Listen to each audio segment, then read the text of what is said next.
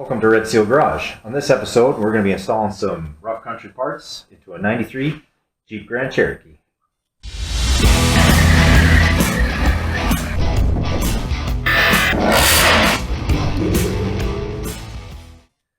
Now this is a nice rig, let me tell you. As you can see by the paint, the guy really loves this thing. It's got that textured look for aerodynamics. When you're ripping through the bush, all you really need is that snorkel and a 12,000 pound winch. So I would say it'd probably go anywhere. Like they say, your 4x4 is only as good as your winch.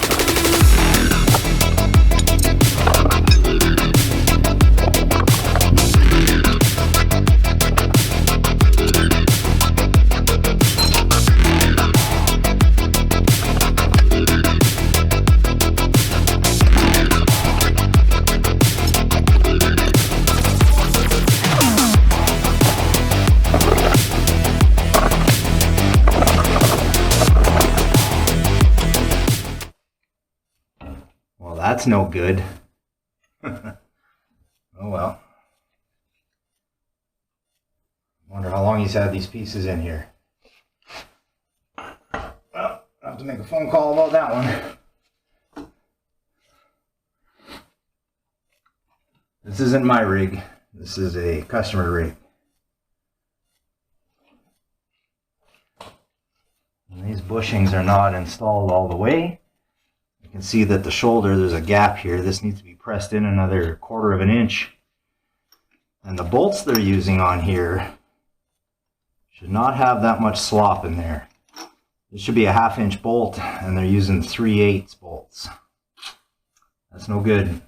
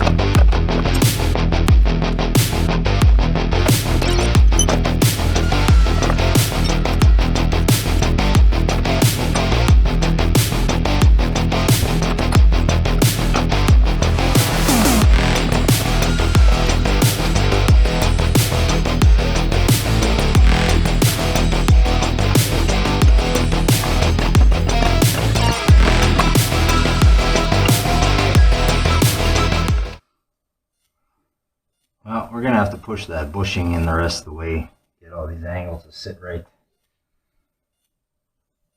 Now we're going to be rotating this guy.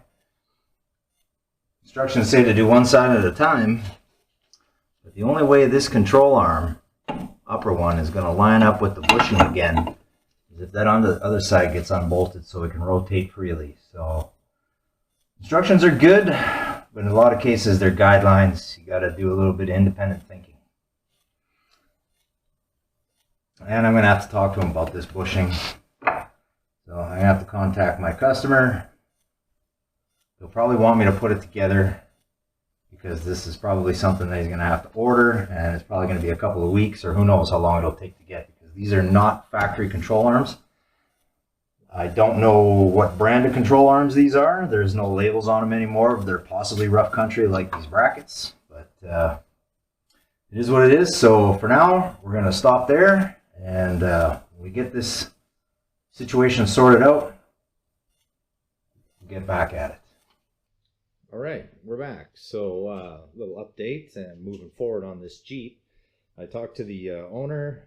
He said don't worry about the bushing right now. He's probably going to end up replacing these control arms in this Jeep. But I went ahead and installed the rest of the rough country drop brackets in the vehicle. We have some braces to install today, and I'll just show you what I'm talking about here. So there's the rough country drop bracket.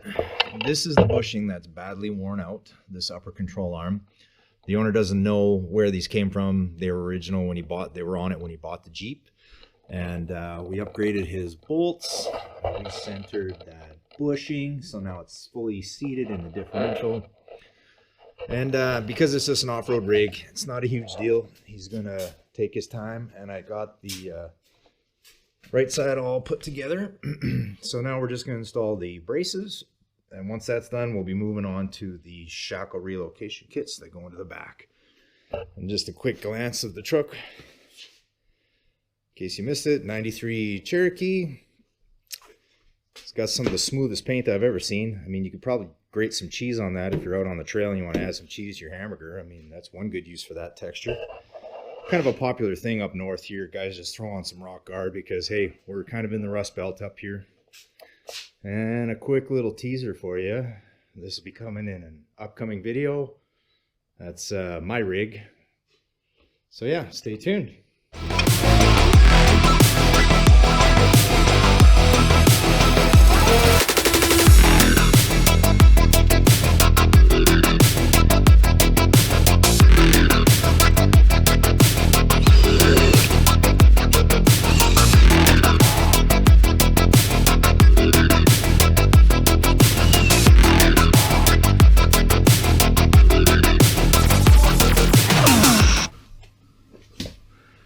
Okay, I'm going to put our bracket back on. Oops, upside down and back asswards.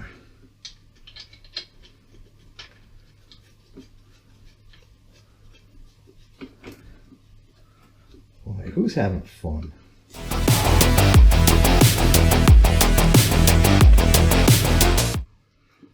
Said it before and I'll say it again. If you got extensions, use them.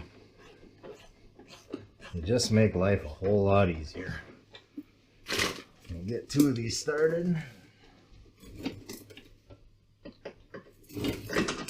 Make sure everything's lined up.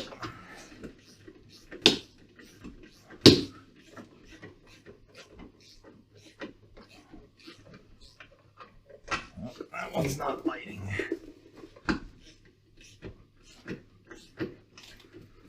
There she goes.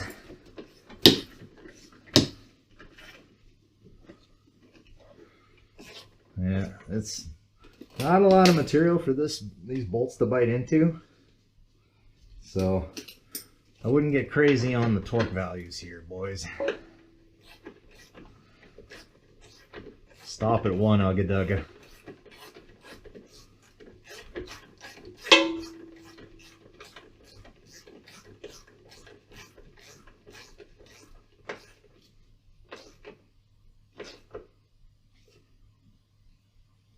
Click.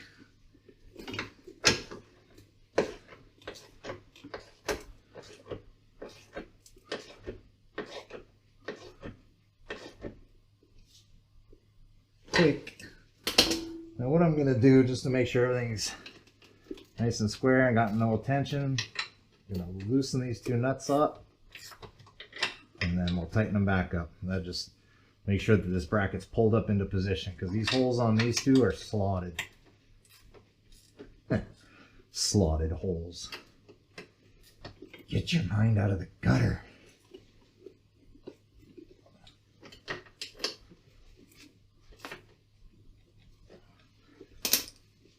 Pretty straightforward. Well, might as well watch round two. Well, I tell you, these ratchet wrenches, they sure come in handy. Get you a set of these if you can. Being a career mechanic, I've got a lot of little toys like this, little tricks, fancy little tools. Some of them cost an arm and a leg. Sometimes you only use them once, but boy, in that moment, they sure feel worth it. But then later, when you don't use them for 6 months or a year, you start regretting when you look through your receipts again. I'll tell you what.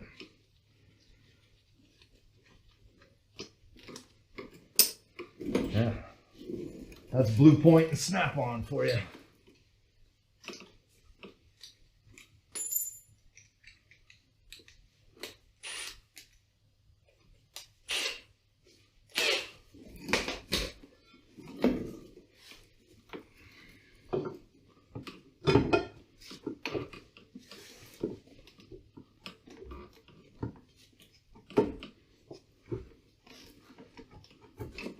This side's a little worse for wear. She's bottomed out on these little frame rails, if you can even call them that.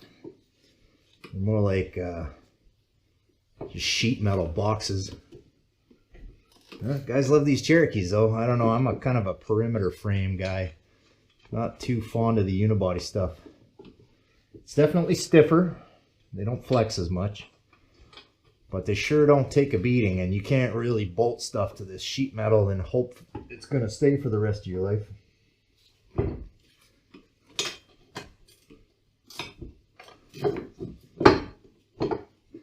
let me tell you, you put a jack in the wrong spot on one of these cars, you'll find out how structurally sound it is. I'm going to get heat for calling it a car, but I mean, it's a unibody. What would you call it?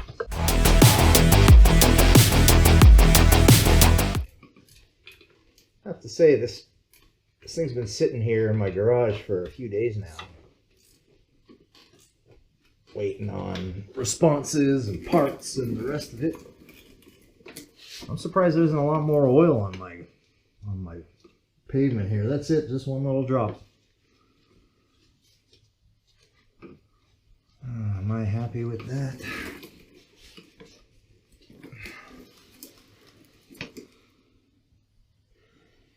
It's about as flush as she's gonna get. I'm gonna give her a little persuading.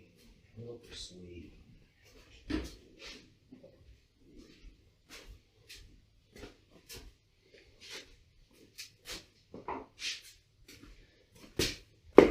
Got the swing press out. This will help with persuading. I'm trying to avoid hitting directly on the metal, because if you do, you're probably going to take off that fancy anodizing. And if you live in the Rust Belt, you'll find out in about 3 weeks that you took off the anodizing, because everything will be orange.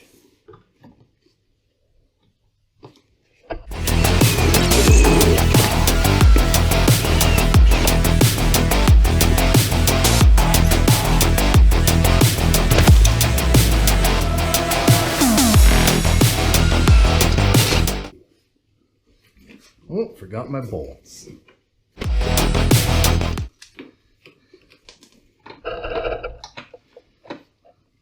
Yeah, that'll give a good bite.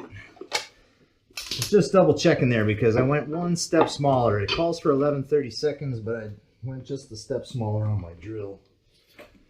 What size did I drill to? 9/16. No, sorry. 5/16. That makes more sense. So yeah, I think I mentioned before, instructions are great, but it's good to be able to do a little bit of independent thinking, because sometimes those instructions will send you down the wrong path. And frustrations when working on vehicles are going to come. It's going to happen. Problem with getting too frustrated though is sometimes you abandon your projects. But don't do it. Because, man, I tell you, when you get them done and you get them on the road, it doesn't matter what it is. If you're into Jeeps or muscle cars or pickup trucks, 4x4s, hot rods, you name it.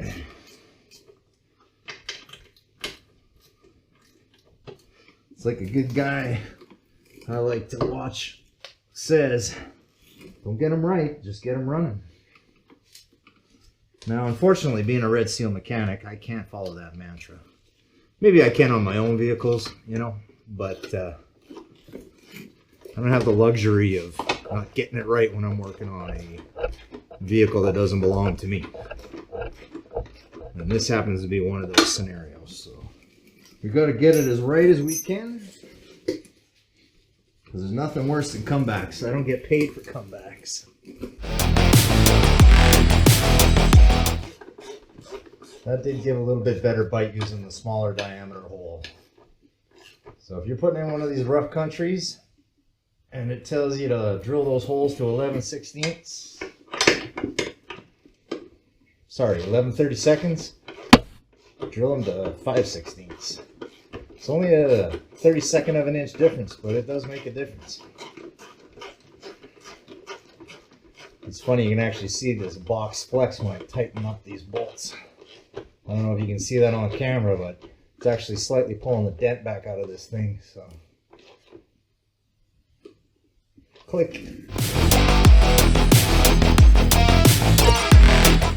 All right, next we move on to the rear shackle relocation kit. All right, let's install these rear shackle relocation kits for this 93 Cherokee. They're also rough country, so they should match the front real nice. Starting in here, as you can see, it's spotless. Great. Should be fun.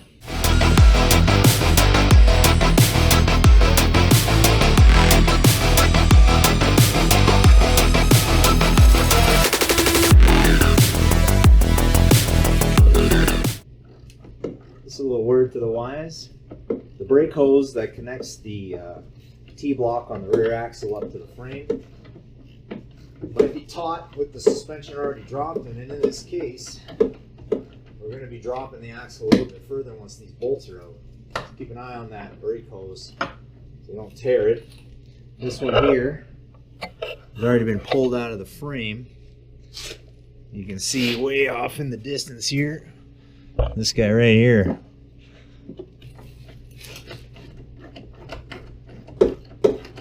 So I'm taking out the upper shackle bolts right now. Probably loosen off the lower one just so it'll pivot freely. And we'll slap that bottom one off a little bit.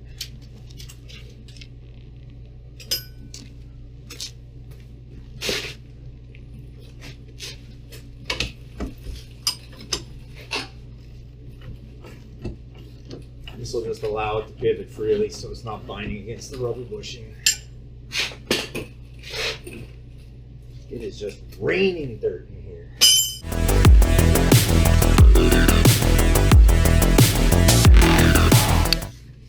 Somebody definitely made these from scratch.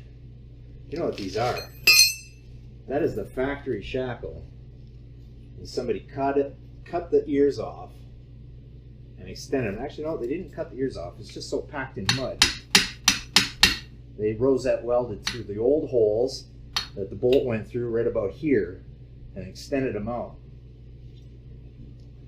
That's some DIY stuff right there if I ever saw it. I thought all you Jeepsters bought new parts. Alright, let's go to the other side. Gonna do the same thing. Yank the bolt out on this side. Expedite the process by working on both sides at the same time. Unlike the front where the instructions said to do one side at a time. This will work a little easier just to do both at the same time.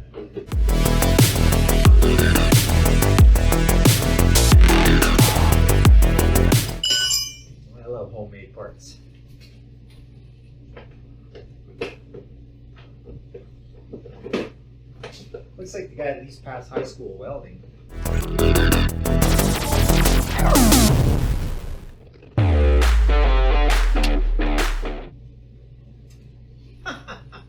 There's no bushing on this side. Lovely.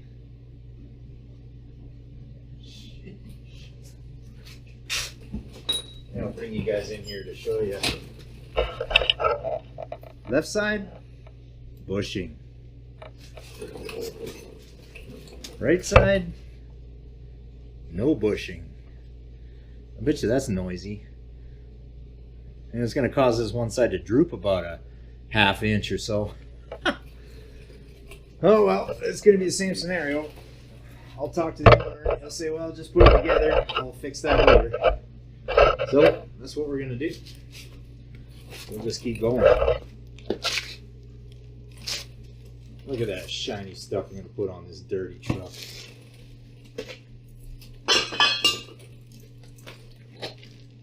We're doubling the value of this thing today.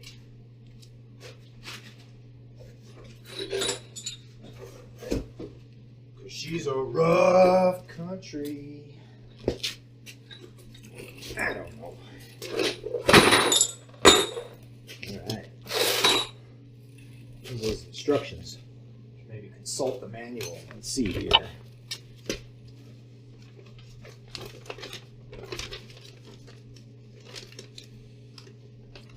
Jack up wheel, yep, sport on jack stands, yep, done that.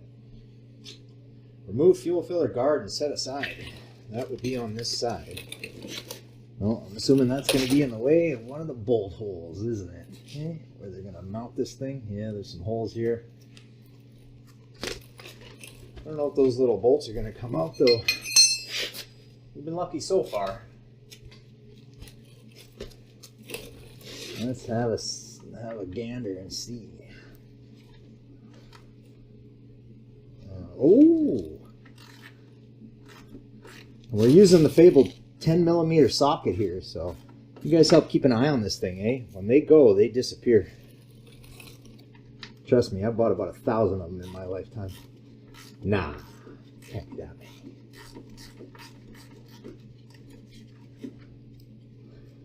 Well, thank the car gods. Oh, I see. It's a coarse thread self-tapper. It's not a nice machine thread. Boy, that's ugly. Doesn't even look like thread. It looks like essence of thread. Now, just a little warning, guys. When you're lifting these up to get them up on stands, you want to watch out for your garage door opener up there, too. You know, we're getting mighty close, but she just fit. And I'm using the 6-ton stands, so we got a good height on her. I had to buff them up a little bit with some wood, and that's all right, you know, because she's not going to slip now. That steel is going to bite right into that metal, and it'll keep it from slipping on a guy. Even my garage got long tubes. Here, I'll give you guys a quick teaser on my rig. Now, this is a 3/4 ton chassis with 15-inch 8-bolt. Had to do a little modification to the brakes. Get them to fit. You probably can't see that. It's a little dark. And we got a 454 with the longest long tubes you ever saw. I actually had to shorten these to get them to fit. Not sure if that's coming through. It's pretty dark. Oh well. We'll stop farting around. Let's get back to work. That's 2. Thank you. Instructions say there's 4 of them. So we're about halfway there. Oh. I think you got a little bit of mud in there. It's kind of heavy.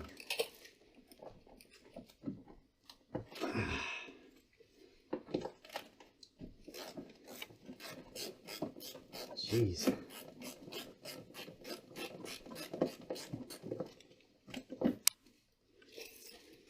I'm pulling out the dustpan and broom tonight.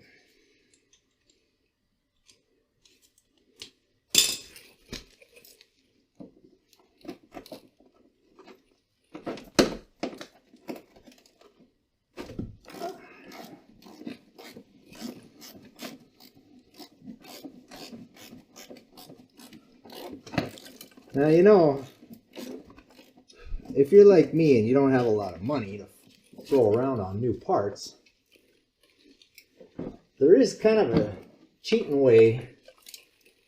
Ooh, look at that. I think there was something living in there. Anybody home? Throw that in the garbage, I guess. We don't want to bolt that back in. Oh, that was a nest for sure. Something was living in there. Jeez. Ooh. She's a little lighter than factory. This is a custom piece here. These are called speed holes. There's one guy I like to watch says a little bit of weight reduction.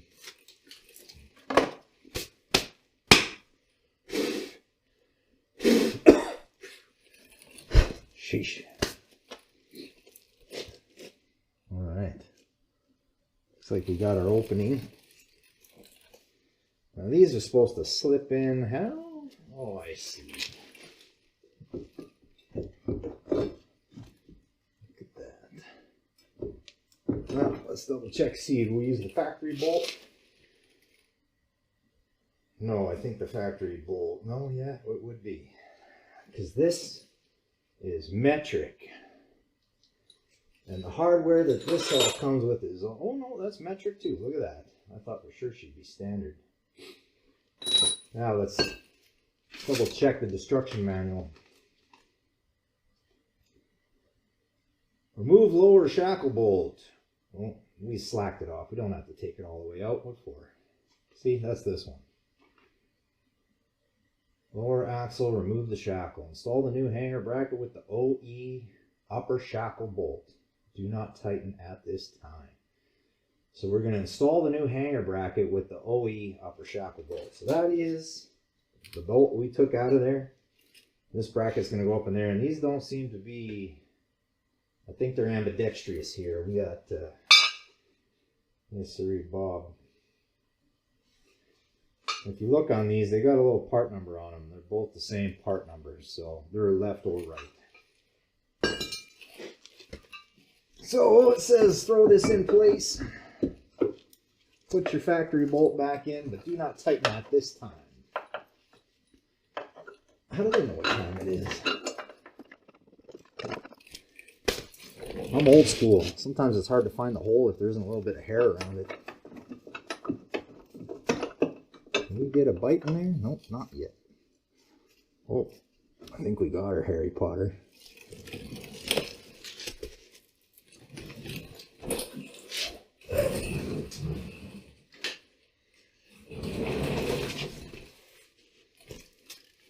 At least get some turns on that bolt.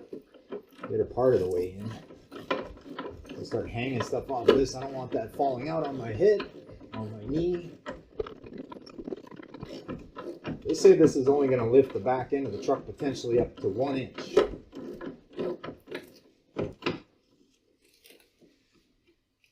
That looks like a 3-inch distance from the old bolt to where the new bolts are going to be roughly right around this area. I went ahead and read a little bit forward in the manual, and oh geez, wow, that's like 5 inches. Whew. Guess we'll see.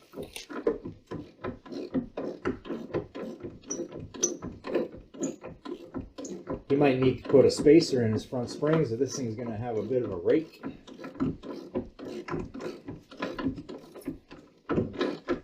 Especially with these nicely handcrafted bracket extensions. Shackle extensions. Shackle brackets? Brackle shackets? Sure. Whatever you say. Well, we're getting almost to the point of tightening. Let's slack that off a bit. Okay, I'm going to throw the one in the far side. Oh,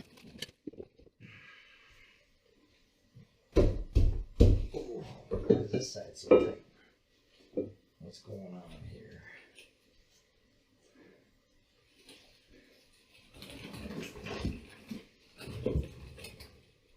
Oh, that might be why.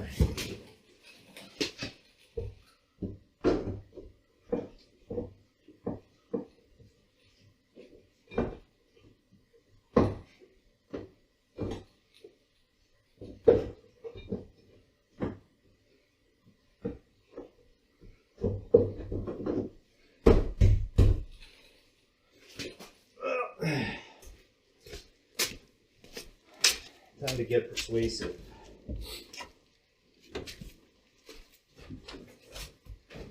The little swing press. Now we just need a little block of wood to protect our assets. I'll shed a little light on the situation. Well, we gotta go up just a skosh more. Yeah.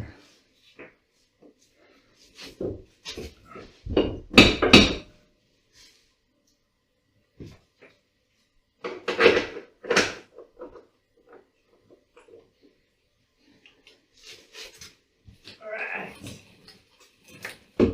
Like a glove. Gotta hand it to Rough Country though. They seem to make a decent product. Haven't had to swear once so far. Oh, I think I was going somewhere earlier. I was saying something about if you're like me and you don't have a lot of money to throw around on new parts. Obviously, the previous owner of this thing didn't either. He made his own, which is great. You can actually, in a pinch, make a bushing. Now, that bushing I showed you on this side, that's completely wallered out. There's just the outer sleeve and the inner sleeve. You can lay that thing on the end on the bench. Let me bring you in here. Show you what I'm talking about. So you see this bushing here, that's rubber, and the center sleeve and the outer sleeve, if you will. This one here has got some issues. Now, I had it was a Chinese mini bike, probably about 25 eons ago. Same kind of deal. This happened on one of the sprockets. It was the drive sprocket to the wheel. It was mounted on bushings. Good luck getting those bushings. So what a guy did is took this, laid it on the bench, centered this sucker up, and just impregnated that whole space with some right stuff. Now I'm not talking RTV. RTV is garbage. What you want is Permatex right stuff. And as a heads up, that's the only thing I use as end rail gaskets on intake manifolds for V8s. Stay away from that RTV. It's silicone. Silicone belongs on bathtubs. It doesn't belong on engines. Take it from a Red Seal mechanic.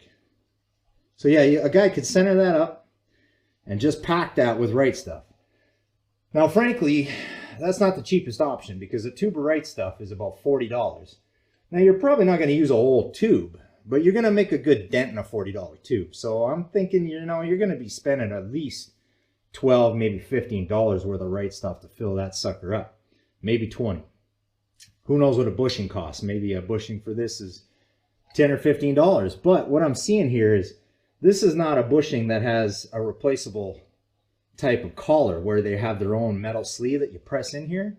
This is rubber against the factory piece and rubber against the center here, and they were fused. So I think what you'd end up having to do is when you're in this situation, you have to purchase this whole shackle piece. And I mean, this thing is not exactly factory any longer. So a guy might have to go through the whole pain of making a new one, cutting this one up and redoing another one, or buying a pair, I guess. So now you got the cost too going on there. So I think a guy, you know, for a bush rig like this, I would probably lay this on the bench and fill that full of right stuff, give her 24 hours, put her in, away you go. Now, we don't have that kind of time. I'll let the customer know what's going on with his vehicle. If he wants me to do something like that, he can bring it back. I got other things waiting in the wings. Okay, next step. Both of those are in. Got this one in. I got the one on the far side in. And they are snugged up close, not tight. Let's see. What do they want next? Install the hanger frame bracket. Install the flag nut plate. Wow, that's a... Whew, that could be a tongue twister there. The flag nut plate with the longer tab to the bottom, as shown in the picture. So there's the flag nut. Not to be confused with a zag nut. You try and eat this thing, you're going to break your teeth. And they want the tang here that's longer, facing downward. So this flag nut, according to the pictures here, and the diagrammicals, this thing is going to slide up into position here. So you're gonna have to find the hardware that goes to this. Oh, that's not it. Oh. 1, 2, 3, and 4. We have washers for these. 1, 2, 3, 4.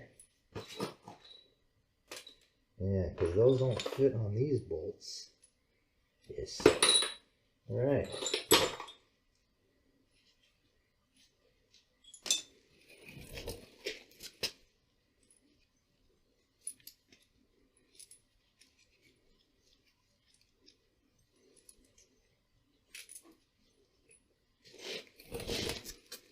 Now, something I didn't do in the beginning, which you might want to do when you purchase one of these kits, is just make sure all the hardware that's supposed to be in the kit is in the kit before you start installing it, scratching things and stuff like that, because sometimes these manufacturers might be like, hey, we'll send it back and we'll send you a whole new kit, or there's no warranty if it was installed, or something like that. So yeah, if you run into a situation where some of the hardware is missing, you might be running over to your local parts store to pick up your own hardware.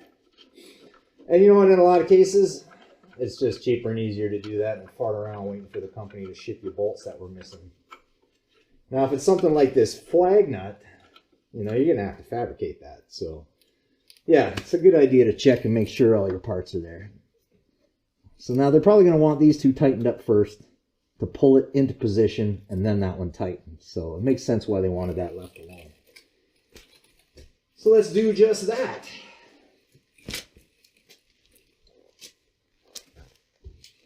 Let's see, what size are those guys?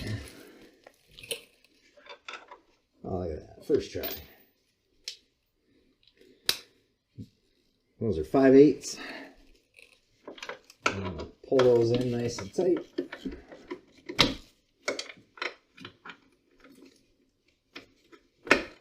Just enough room for the old ratchet.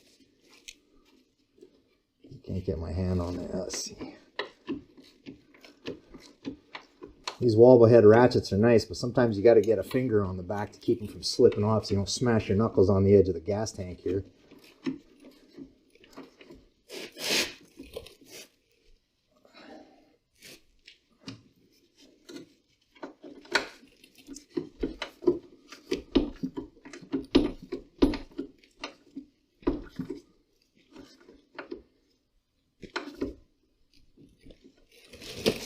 Quick.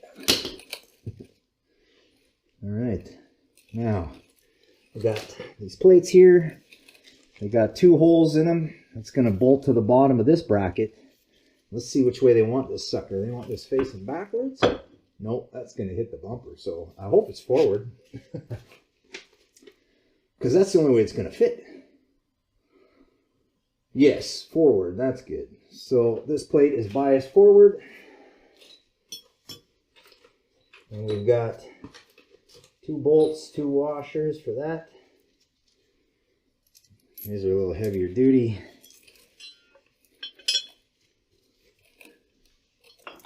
Now I know I didn't tighten that shackle bolt up yet, but that's fine. There's still lots of room for me to get my ratchet on that. I'm just throwing these bits and pieces together so everybody watching along can see what's going on. Now I think I'm going to need an extension, and probably looks like a 22 on those suckers.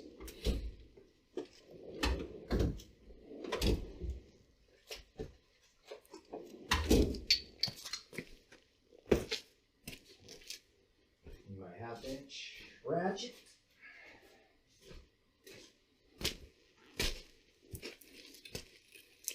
And what size are those guys? That's 22. 21? Oh, those are not 21. What size are those guys? They must be 19. Because I have rarely, if ever, seen a 20 mil bolt. But I have seen them.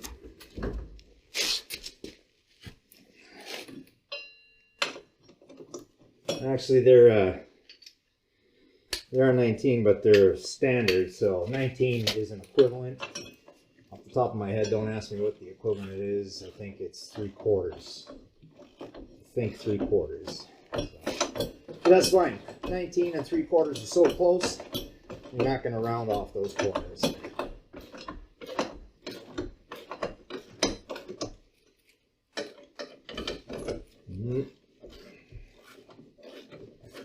I smell dinner. The guy's getting hungry. I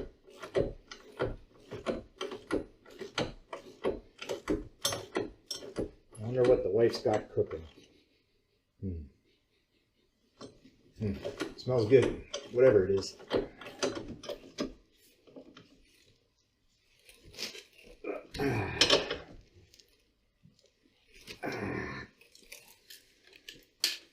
Now let's go ahead and tighten up those factory bolts.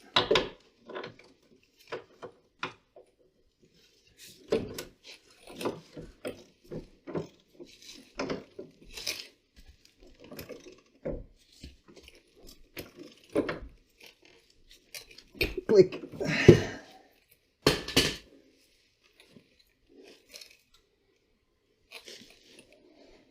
All right. Well, that'll hopefully stay together on the road. Now, is this sucker gonna... Well, we'll have to drop it down a bit. Okay, I'm gonna throw the other side together.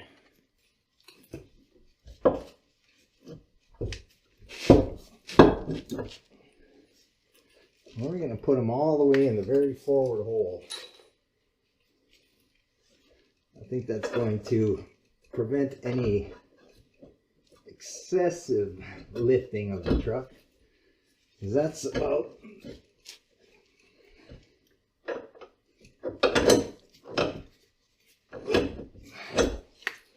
forgot the washers.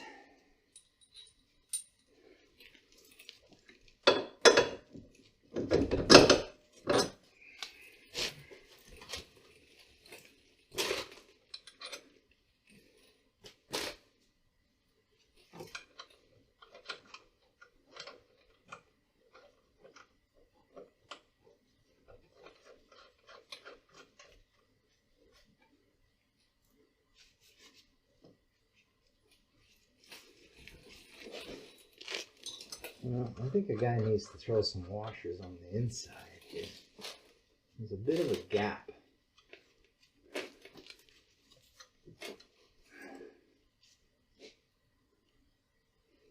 Instead of bending the plate when I tighten those down, I think we ought to shim them a bit. Let's see, what does the instruction manual say? What are we on? Step 2037 here? So hanger, did that.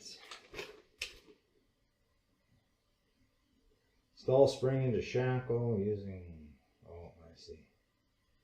Install the shackle with the supplied bolt, washer, and lock nut. Do not tighten at this time. Install spring into shackle using supplied. Well, they give you new bolts for here. Don't really know why. You know, and actually because of these custom made shackles, the bolts they give you for the bottom are too short anyway. Well, in this case. But the gap between these two ears is a little wider than the bushing sleeve. So when I go to crank her down, it's going to compress that, and we don't want that. We don't want to compress that, because it's going to deform that plate. So how can we get a washer on both sides? Let's see.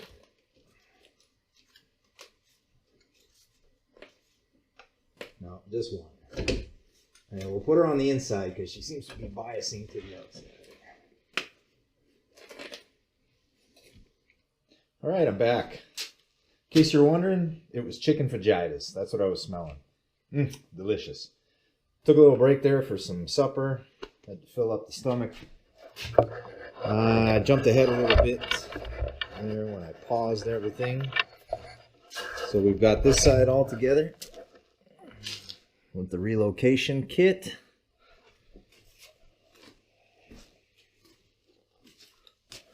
Got this side all together with the relocation kit.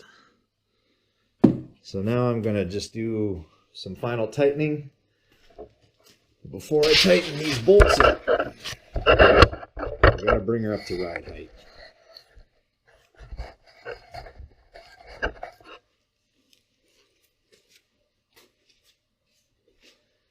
Just double check.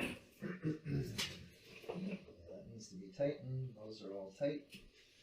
So the shackle bolts, excluding that one up there that's missing most of its guts because it was missing all the bushing material. But normally when your bushings are in good shape, you want to tighten them at ride height. That way you're not torsing anything. What that means is rubber bushings are what's referred to as torse elastic bushings. When you install a bushing, you want to tighten the bolts at ride height. Because if you take this bolt and you tighten it now, it's going to clamp the inner sleeve. And that inner sleeve is fused to the rubber, and the rubber is fused to the outer diameter of this spring eye or this shackle. So if you tighten it now and then you compress the suspension, what you end up doing is you end up twisting that rubber. That's torsing it. It's torsional. And when you leave them like that, you end up tearing the rubber.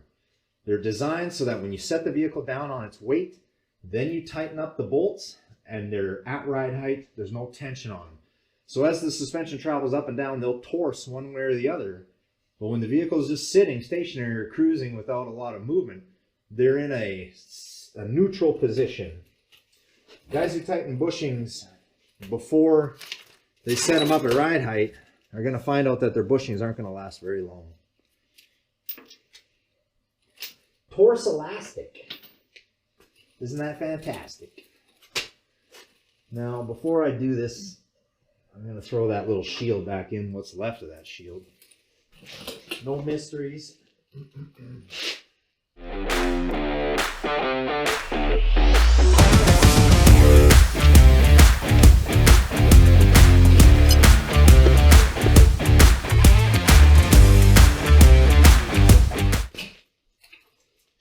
Alright. That's in.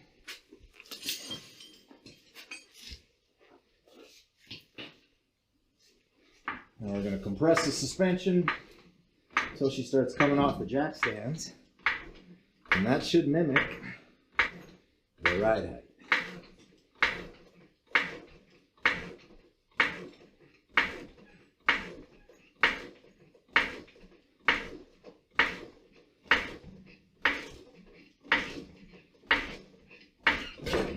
There. Is off the jack stands. Now we can tighten up these bolts.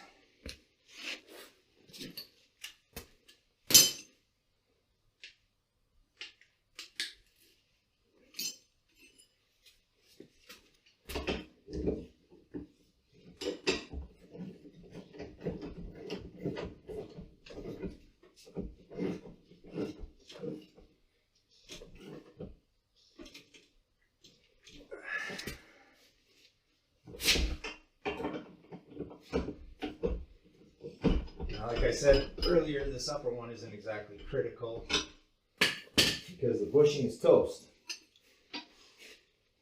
But we'll still follow the procedure so everybody can see. And then I'm going to have to talk to my customer and let them know what the situation is on that.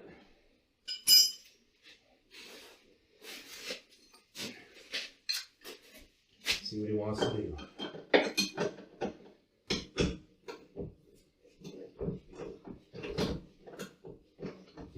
He's obviously been driving around this thing for a long time with that bushing gone. I can see the wear in the sleeve.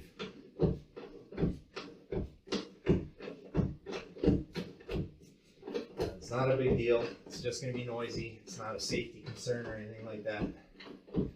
Because all of this stuff is captured. It can't fall apart for any reason.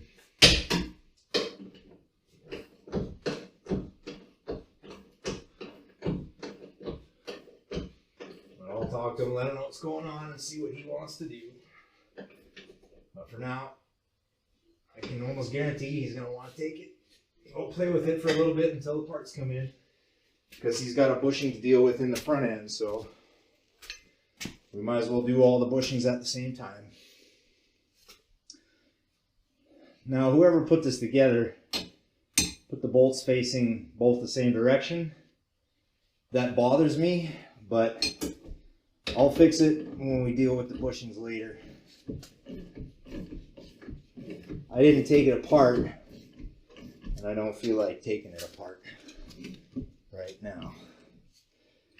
Because he'll be back, and we'll have to take we'll have to take these shackles out anyway. Because chances are he's going to get a pair of them, and I'll replace them both.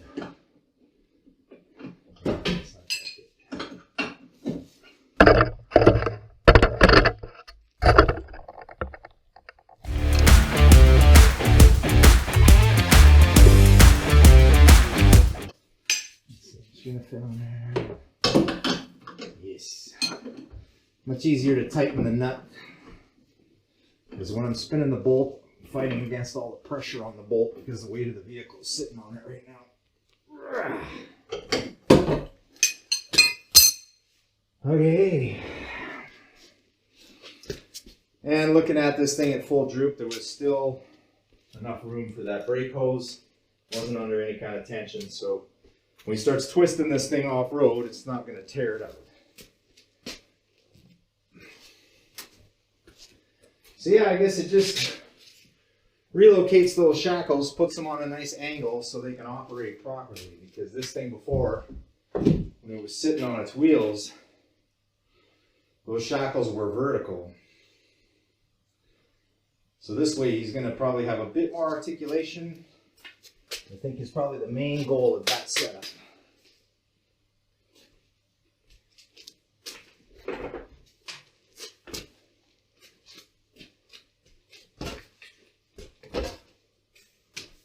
Alright, well, let's set her down on our wheels. We'll take a look at what this thing looks like, see if the back end came up at all.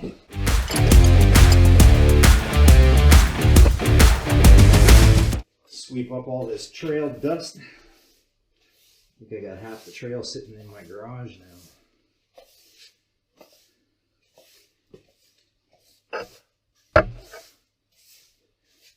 So one downside to working on these off-road rigs. Most of the time what you're going to find in my garage is going to be bucks up muscle cars from my customers. Because that's what I spend my time working on mostly, is vintage hot rods. But I do work on everything and anything. As a matter of fact, there's a stack of Rock Auto boxes right there. That's for the wife's Mercedes. So, we'll be working on that soon enough. And don't get it in your head that we're rich or something like that. It's a 2009 C300, nothing special. She picked it up secondhand. Had about 230,000 K on it. I guess that's about 180, 160, 180,000 miles, something like that. For all you neighbors to the south.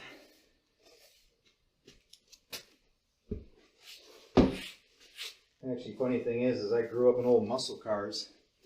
They didn't have kilometers on them, and I knew miles quite well. But over the years, I've driven so many newer cars that I sort of forgot the conversion. You know, driving down the road, all the signs were in kilometers here. But the cars I drove were all in miles per hour. I've been spoiled, I guess you could say, driving around in vehicles where the speedo matches the road signs. Jeez, look at that.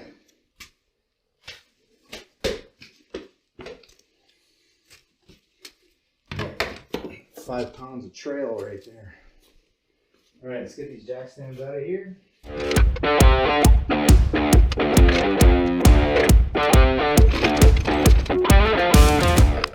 Alright.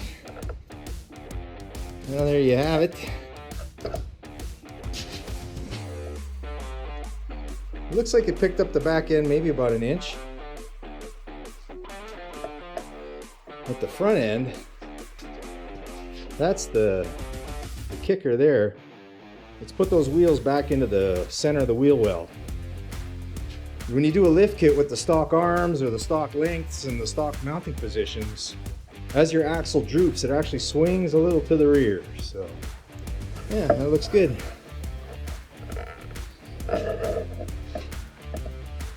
Boy, I ate too many fajitas. Whew. You know, when you ate so much you can barely breathe after? That looks good. Alright guys, well, appreciate you all tuning in. Hopefully that was fun and exciting for you. Stay tuned because there's going to be more things coming down the pipe. Probably see this thing back for those bushing repairs maybe. I've got the wife's Mercedes I got to do a little work on. A little work.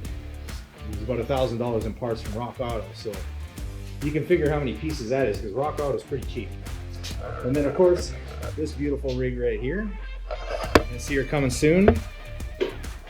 And just a little teaser for you. If you guys are interested on how to put a 40-gallon Suburban tank in your square body, let me know. I'll do a little educational video on that. What I did is I upgraded this thing from the 32 gallons worth of saddle tanks. It had a pair of 16s and upgraded it to the single 40-gallon in the back for two reasons. One, there was a lot of snow up here. I wanted the weight in the back for traction. I wanted a single tank because I'm running fuel injection, and it's a heck of a lot easier to plumb up one tank than it is to plumb up two tanks. And let me tell you, trying to find modules to run dual tanks and fuel injection is not a lot of fun. So thanks again, everybody. This is Red Seal Garage signing off.